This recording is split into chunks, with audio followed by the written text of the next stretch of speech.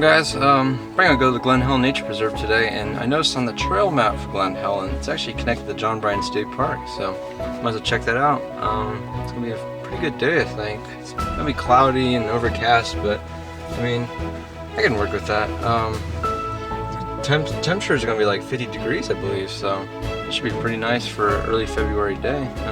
So stay tuned. So while I was getting all my gear out of my car, so there's like a red-shouldered hawk that actually flew right over me. It's pretty cool to see. And as well as the various, nuthatches, woodpeckers, calls I'm hearing. I'm also hearing what sounds like barred owls. So it should be pretty interesting. I've never gotten owl photos yet, but yeah. It's daylight though. That's the weird part, but we'll see where it goes. I don't know if you can see that. That's a skunk right there. Why the heck is it out in daylight?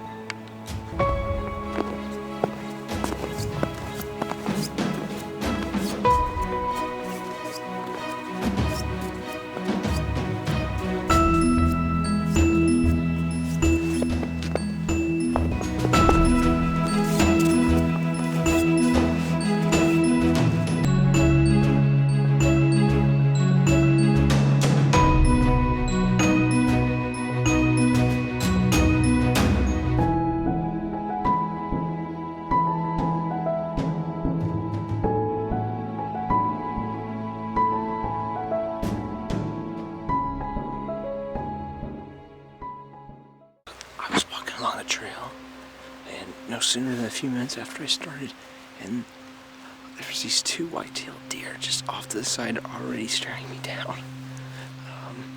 So I quickly, knelt down when they were looking, because they kind of like look at you and then look back at what they're doing, usually when they're eating or foraging.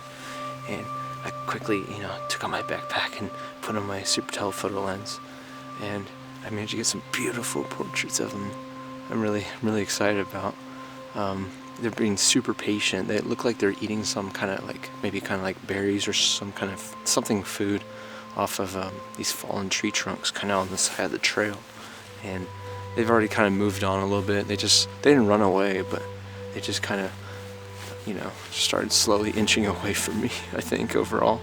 But it was awesome, beautiful moment.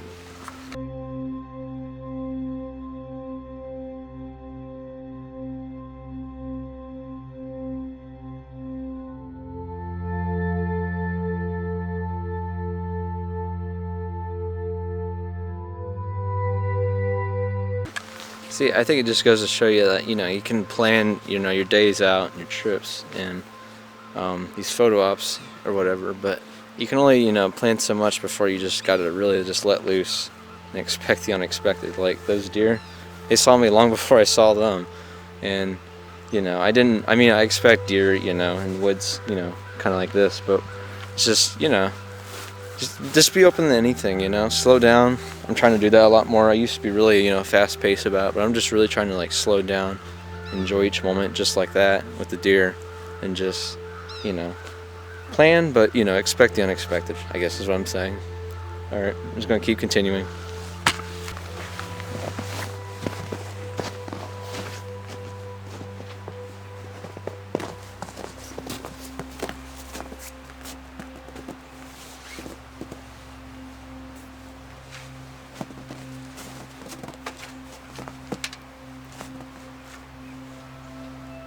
Alright, so once again I got another unexpected subject.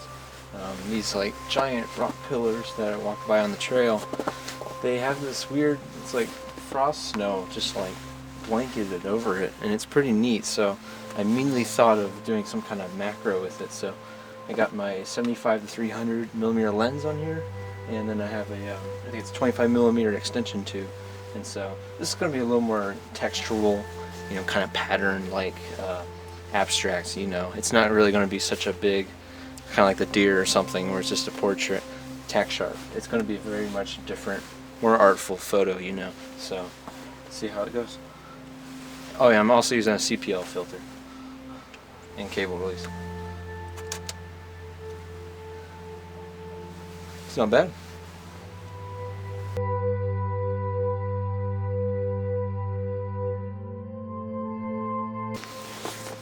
one thing that's been pretty clear to me since I'm starting to do more filmmaking and videos is that it really helps to, slow down and all that.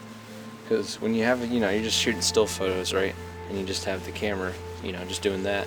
It's easy just to get caught up in the especially with me, like hiking, just going real fast, and then the running, gunning kind of thing.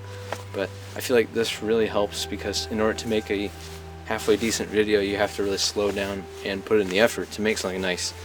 And then do, you have to redo shots over and over, which is kind of the same as still photos.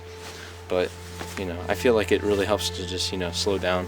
And so, and I think that is quality over quantity, I think that's what it comes down to, which I think will really help and flesh out my portfolio. It's just beautiful out here. Just beautiful. As you can tell, the sun's starting to peek through the clouds. So hopefully it's a good sunset, but later on when I get around to it, this place is so big, I'm probably going to check out the pine forest because I've never photographed in there. I walked by one last time I was here, I hiked by, but they're very gorgeous, and I bet with all the snow, especially draped on top of them, it's going to be very beautiful. So, see you then.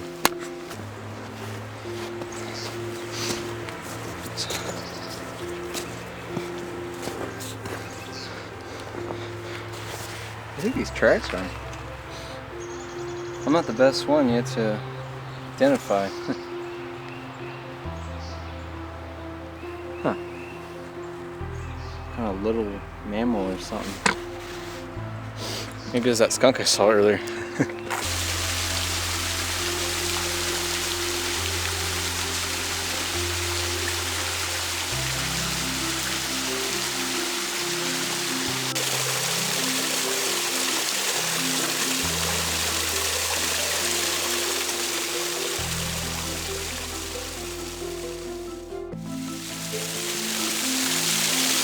Alright, now I'm finally at the Yellow Spring. It's named after the town. But apparently the water's very iron dense, but I'm not going to drink it. I'm going to photograph it today. So that's pretty much the same equipment as my last photo I stopped to take. We got an f-stop of over 8. Got a shutter speed of about 22 seconds. And we got an ISO of 800. I got a cable release, polarizer, 75-300mm lens again. So, I always love long exposure to water. It's probably one of my favorite subjects, but here we go. Should be great.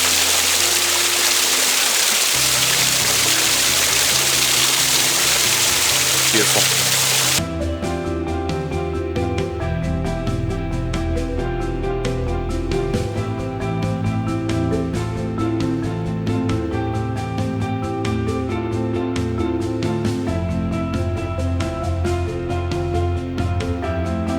Alright, I'm trying something different now, something a little more artful again.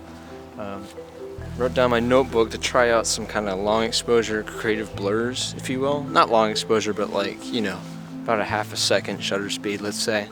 And so I just propped up my little 75-300 telephoto just on this winter scene on the side of the trail. And what I'm going to do is basically, I actually have it set to 1/5 of a second. But and then I'm just going to basically pan it real quick as the shutter's releasing and closing and all that. And it makes a really kind of impressionistic kind of photo.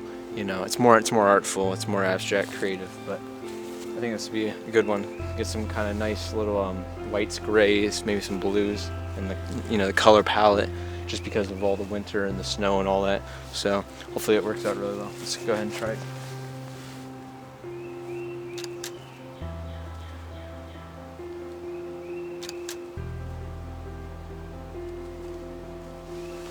Yeah, it's not bad results. It's definitely something to try out and experiment with. And luckily with digital photography is that you can, as large as your memory card is, you can do it upteen times and then see the results, trial and error, and fix them right in the field. And that's the best part about it.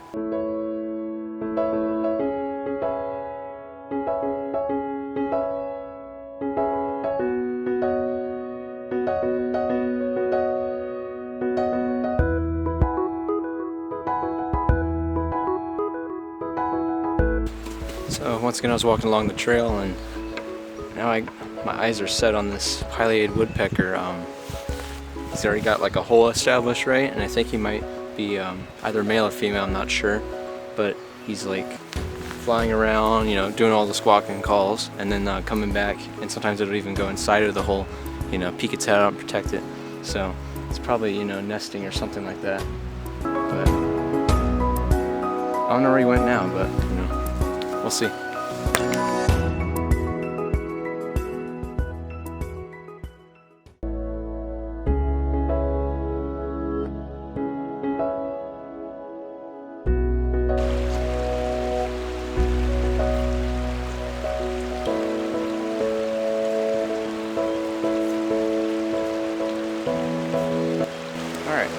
After crossing the water, I was walking along the trail once again, and I noticed on the ridge over here, kind of, there's like where the water, I guess, would be flowing down from it. It's kind of frozen, you know. So I still had the Tamron lens on my super telephoto. It's a 150 to 600, the first series one, first generation one, and so I'm just gonna photograph it with that, you know, since it works out. It's pretty far distance away because I'm on the other side of the water, right? But so my settings, I got a shutter speed of 1/100th of a second. And I've got an f14 for the aperture, and then my ISO is actually 800, so no filter, and that's pretty much it. So let's see how it turns out.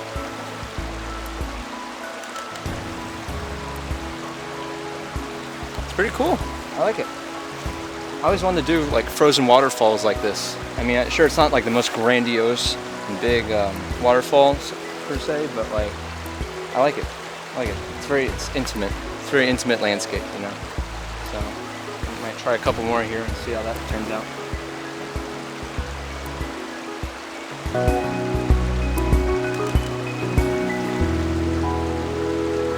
Yeah, not bad.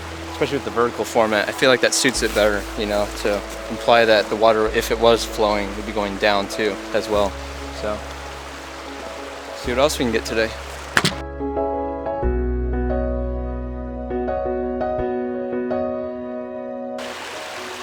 I forgot to mention that my camera is actually perfectly level with the frozen waterfalls across the ridge, so it just kind of worked out that way with the camera mounted on the tripod and all that. Perfectly level, which is actually good, because if you photograph, you know, off at an angle or tilted down or up, it can introduce, you know, depending on your aperture, it can introduce depth of field problems, and you have to like compensate for those. But yeah, if you can see it over there, it's kind of what I was photographing, and there's actually some down here as well, which is really neat. So quite a few on this little ridge over here. So oh, the morning was pretty cloudy, but this has turned out to be a pretty beautiful day.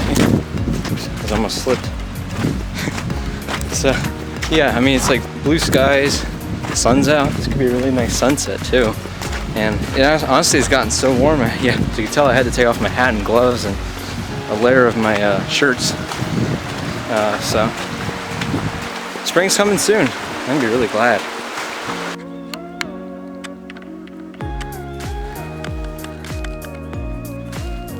I made it to the pine forest. Sorry, I'm a little out of breath, but whew. It's actually pretty nice because with all this shade, you know, it's nice and cool in here, just right, you know. But oh my gosh, it's like Yellowstone in Ohio. It's beautiful. Gosh, this is just something, and the smell too is just. Whew. It's all natural, you know. Oh man, look at this. Thank the maker.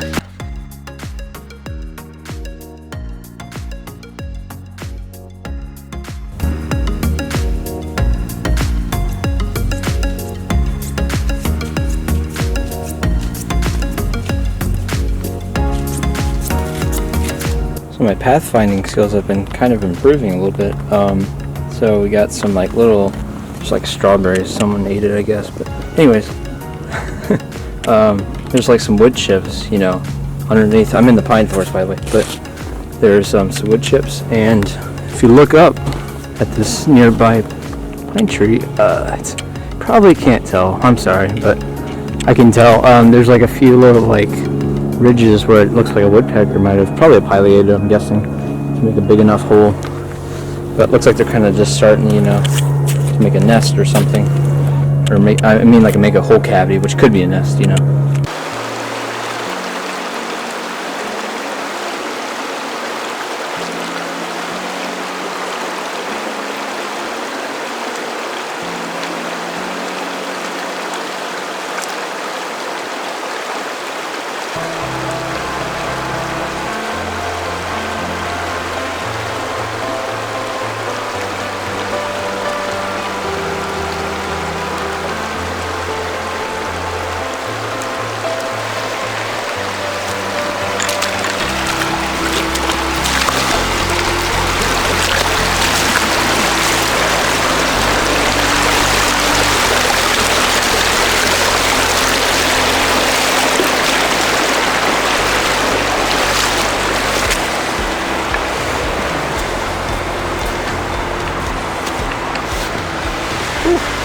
Water's deep over here.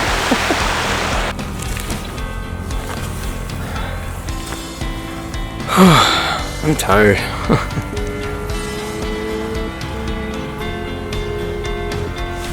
Feels nice to just sit down though. But man, I hike so many miles in a day, you know? I mean, the way the day's gonna go now, I'll probably be out until sunset. And that'll be about 10 hours, I would say. But I'm just so like, and this happens like every time, honestly. I just get so tired, you know? And I ran out of water, but, you know, I got less than 2 hours. I mean, right now I'm just taking 5. I always overpack my backpack, so it kind of hurts, you know? Hurts the back.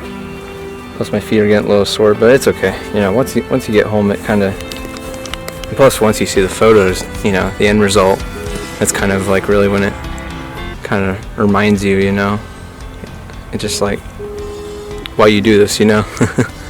But sun's getting down lower now, lower and lower, but I'm making my way back to kind of the parking lot, so. Hey guys, that pretty much concludes the day. It's been it's been about 10 hours out there photographing the field at Glen Helen, and I actually think I hiked a little bit in the John Bryan, but I don't know, I kind of got lost a little bit, you know how that goes. But can't wait to show you all the photos. You know, I'm really tired, so I'm probably gonna make a cup of tea and just chillax and probably edit some photos. But until then, make sure to get out there, and bye for now.